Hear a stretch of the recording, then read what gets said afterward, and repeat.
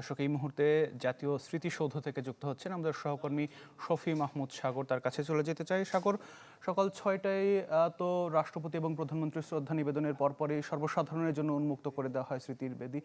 একটু জানাবেন যে এখন সেখানে জনসাধারণের উপস্থিতি কেমন দেখছেন?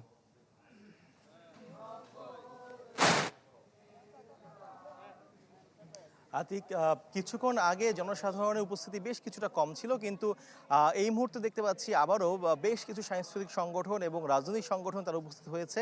ফলে এই মুহূর্তে স্মৃতিসৌধ প্রাঙ্গণে বেশ জনসমাগম আছে বলা যেতে পারে। এই মুহূর্তে বাংলাদেশ উদীচী শিল্পী গোষ্ঠী এবং তার পিছনেই বাংলাদেশ সমাজতান্ত্রিক দল বাসদ, এই দুটি দল থেকে শ্রদ্ধা অঞ্জলি অর্পণের জন্য তারা উপস্থিত হয়েছেন। এবং এর আগে আমরা দেখেছি যে বাংলাদেশ সমাজতান্ত্রিক দল এবং বাংলাদেশ জাসদ, সিপিবি এর মতো বেশ কিছু বামপন্থী রাজনৈতিক দল তারা এই স্মৃতিসৌধে এসে তারা শহীদদের প্রতি শ্রদ্ধা জানিয়েছেন।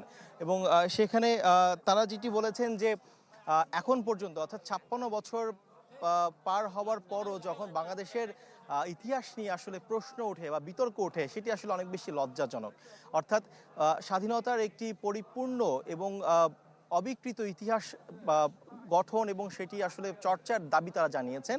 এর পাশাপাশি এর আগে ছাত্র দলের সভাপতি এবং তার নেতৃত্বে ছাত্র দল তারা স্মৃতিসৌধে এসে শ্রদ্ধা অর্পণ করেছেন এবং সেখানেও ছাত্র দলের সভাপতি রাকিব বলেছেন যে বর্তমান যে সরকার রয়েছে তাদের কাঁধে আসলে দায়িত্ব রয়েছে যে জুলাইয়ের পরবর্তী অবস্থায় বাংলাদেশকে একটি ভালো অবস্থায় নিয়ে যাওয়া। এবং তারাও বলেছেন যে বাংলাদেশে এখন পর্যন্ত ইতিহাস নিয়ে আসলে অনেক কথা অনেক কিছু চর্চা করা হয়, যেটি আসলে অনেক বেশি দুঃখজনক। এবং এই মুহূর্তে আরও রাজনৈতিক দলগুলো আসছে এবং সাধারণ মানুষও আসছে, তারা এসে শ্রদ্ধা জানাচ্ছে। তো এখন পর্যন্ত এই ছিল সর্বশেষ। আমরা দেখতে পাচ্ছি যে মানুষের সমাগম আরও বাড়ছে। জি সাগর, আপনি থাকুন সেখানে। আমাদের আরেক সহকর্মী আহমেদ সোহাগও আমাদের সাথে যুক্ত রয়েছেন। সোহাগ, আপনি যেই পাশে অবস্থান করছেন সেখানকার চিত্রটা একটু দেখাবেন।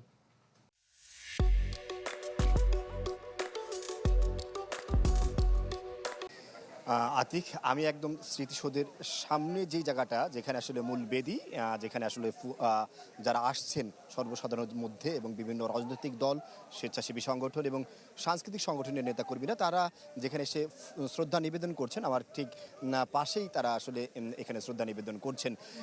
ইতোমধ্যে আমরা দেখেছি বেশ কয়েকটি ছাত্র সংগঠন এখানে এসেছে।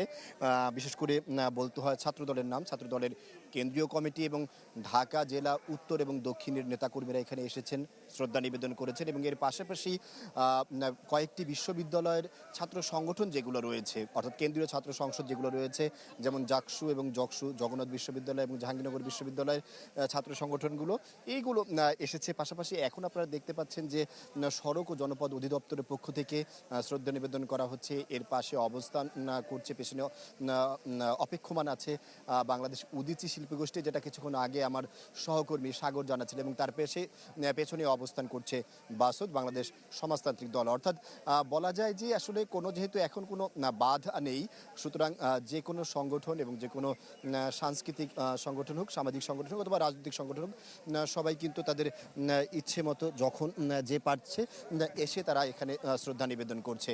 আমরা যতটুকু জানতে পেরেছিলাম, জাতীয় নাগরিক পার্টির পক্ষ থেকে ৯টার দিকে তারা আসলে শ্রদ্ধা নিবেদন করবে, এমনটা আশা করছি তারা কিছুক্ষণের মধ্যে এখানে এসে উপস্থিত হবে। আতিক। জি সোহাগ, অনেক ধন্যবাদ যুক্ত হবার জন্য। সহকর্মী মুহাজির হক এর মধ্যে আমাদের সাথে যুক্ত হয়েছেন। মুহাজির, জানাবেন যে যারা জনসাধারণ আসছেন এখন শ্রদ্ধা নিবেদন করছেন, কি বলছেন? গণমাধ্যমের সাথে নিশ্চয়ই কথা হচ্ছে। আতিক, এবারের স্বাধীনতা দিবস এবং যার বয়স ৫৫ হলো মাত্র, সেখানে কিন্তু আমরা দেখতে পেয়েছি যে সাধারণ মানুষের প্রত্যাশা আগের চেয়ে অনেকাংশে বেড়ে গেছে এবং যেভাবে একচেটিয়া ভাবে এবং একটা খুবই সাধারণ যে প্রক্রিয়া ছিল উদযাপনের স্বাধীনতা দিবস কিংবা এই দিবসগুলোকে এক পর্যায়ে এক ব্যক্তিকেন্দ্রিক হয়ে যাওয়ার যে বিষয়গুলো, এগুলো ছাড়া একটা স্বাধীনতা দিবস উদযাপন হচ্ছে এবার। এবং আমরা রাস্তার দুই পাশে ব্যানার, ফেস্টুন এবং ঢুকতে গেলে লম্বা সারি, মানুষের বিভিন্ন রং বেরঙের টি শার্ট পরা, এসব কিছু এবার একেবারে এইসব কিছু নেই। আমরা যখন আসি তখনও আমরা খেয়াল করেছি এবং আমরা যতদূর জেনেছি সরকারের যে এবার কোনো ধরনের এরকম শুভেচ্ছা বার্তা যেগুলো থাকে সাধারণত সে বিষয়গুলো যেন না থাকে, আমরা এই বিষয়টা দেখতে পেরেছি এবং সাধারণ মানুষ এই বিষয়টাকে বেশ ইতিবাচক হিসেবেই দেখছেন এবং তারা প্রত্যাশা করছেন যে এর ধারাবাহিকতাটা বজায় থাকবে। তবে সেই অর্থে ব্যাপক জনসমাগম না হবার পেছনে একটা অন্যতম কারণ হচ্ছে ঈদ পরবর্তী সময়ে এই 26শে মার্চ হলো, অনেকেই আসলে রাজধানীর বাইরে অবস্থান করছেন ছুটি শেষে তারা এখনো ঢাকায় ফেরেননি, 26শে মার্চের সাথে মিলিয়ে তারা ছুটি নিয়েছেন, এই একটা বিষয় ছিল। তবে সাধারণ যারা মানুষ রয়েছেন তারা কিন্তু যেমনটা শুরু করেছিলাম যে এই সরকারের কাছে তাদের অনেক প্রত্যাশা যে 55 বছরের বাংলাদেশ আগামীতে যেন আরো নির্বাণ হয়ে উঠতে পারে, বাংলাদেশের পথ চলাটা যেন মসৃণ হয়ে উঠতে পারে, যে নতুন বাংলাদেশের কথা ঘুরে ফিরে বারবার বলা হয় সেটার হালটা ধরতে হবে বর্তমান সরকারকেই, নির্বাচিত সরকারকেই। এমনটাই বলছেন আসলে এখানে যারা আসছেন। অনেক সাধারণ মানুষের সঙ্গে আমাদের কথা হয়েছে, অনেক সংগঠনের যারা সংগঠক তাদের সঙ্গে আমাদের কথা হয়েছে, তারা আমাদেরকে এভাবেই সেই একই সুরে তারা জানান দিচ্ছে এই স্বাধীনতার মানে। কারণ ঘুরে ফিরে যত বাংলাদেশের মানুষকে যে আসলে দমিয়ে রাখা যায় না এবং বাংলাদেশ যে কখনোই কোনো কর্তৃত্ববাদী শাসনের অধীনে তারা থাকতে পারে না, কোনো কর্তৃত্ববাদী শাসককে তারা যে মেনে যুদ্ধ দিয়ে, এবং জন্য আজকে আমরা বাংলাদেশ পেয়েছি এবং যে জন্য আজকে আমরা এই দিবসটাকে উদযাপন করছি 26শে মার্চ মহান স্বাধীনতা দিবস। এবং আপনারা দেখতে পাচ্ছেন যে এই দিবসকে কেন্দ্র করে সাধারণ করে কত রাজনৈতিক দলের অবস্থান, কত রাজনৈতিক দলের আনাগোনা এখানে, এবং সেখানে দল মত এবং নানা পথের মানুষ, নানা মতের মানুষের যে মিলবন্ধন সেটাই কিন্তু আমরা দেখতে পাচ্ছি এবং সেখান থেকে একটা ঐক্যের সুর এবং একটা ঐক্যের আহ্বানও সবাই দিচ্ছে যে অন্তত পক্ষে এই মুক্তিযুদ্ধ বিষয়কে কোনোভাবে বিতর্কে না নিয়ে মুক্তিযুদ্ধকে সবার ঊর্ধ্বে রাখার একটা প্রত্যাশা তারা ব্যক্ত করছেন। আতিক। জি মুহাজির, ধন্যবাদ যুক্ত হবার জন্য। আমরা একটু চলে যেতে চাই খুলনায়, আমাদের সহকর্মী বেল্লাল হোসেন সজল আমাদের সাথে যুক্ত হয়েছেন। বেল্লাল, আমরা জাতীয় স্মৃতিসৌধের চিত্র দেখছিলাম, খুলনায় আজকে স্বাধীনতা দিবস উপলক্ষে কি কি আয়োজন থাকছে দিনব্যাপী?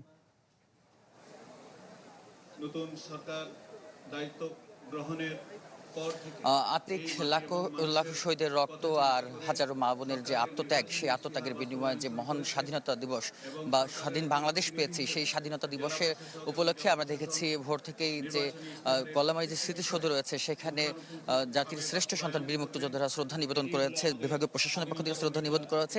এই মুহূর্তে আমরা দেখছি খুলনা জেলা স্টেডিয়ামে এখানে বিভাগীয় প্রশাসনের পক্ষ থেকে এবং জেলা প্রশাসনের পক্ষ থেকে কুচকাওয়াজের আয়োজন করা হয়েছে এবং সেই কুচকাওয়াজে বিভিন্ন আইন শৃঙ্খলা বাহিনীর সদস্য রয়েছে, পুলিশ রয়েছে, আনসার রয়েছে এবং বিভিন্ন যে জেল পুলিশ রয়েছে, নৌবাহিনী রয়েছে, পাশাপাশি ফায়ার সার্ভিস রয়েছে, বিভিন্ন স্কুল কলেজের শিক্ষার্থীরা রয়েছে।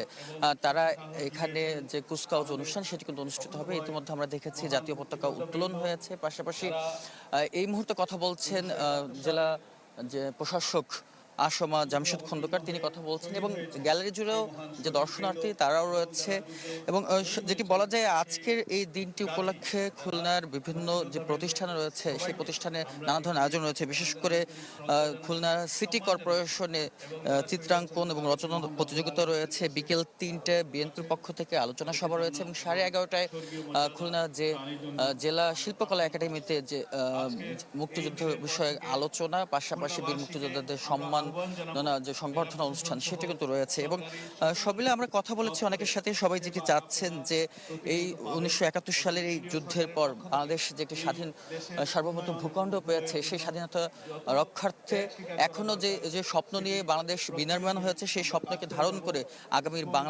স্বপ্নের বাংলাদেশ গড়ার প্রত্যয় জানিয়েছেন। এবং আমরা দেখেছি এখানে যারা শিশুরা এসেছেন অভিভাবকদের সাথে, বাবা মা অভিভাবকরা শিশুদেরকে স্বাধীনতা সম্পর্কে জানান দিচ্ছে, স্বাধীনতার বিষয়ে তাদেরকে জানাচ্ছেন। এবং সকাল থেকে আমরা দেখেছি গল্লামারী যে স্মৃতিসৌধ রয়েছে সেখানে বিভিন্ন যে সরকারি বেসরকারি প্রতিষ্ঠান রয়েছে তারা শ্রদ্ধা নিবেদন করেছেন এবং দিনব্যাপী কিন্তু নানা ধরনের আয়োজনের মধ্য থেকেই কিন্তু খুলনা যে স্বাধীনতা দিবস সেটা যথাযোগ্য মর্যাদায় পালন করা হচ্ছে। তো আতিক, আমার কাছে খুলনা থেকে এই ছিল স্বাধীনতা দিবসের। জি সজল, অনেক ধন্যবাদ যুক্ত হবার জন্য। আমাদের সহকর্মী বেল্লাল হোসেন সজল যুক্ত হয়েছিলেন খুলনা থেকে।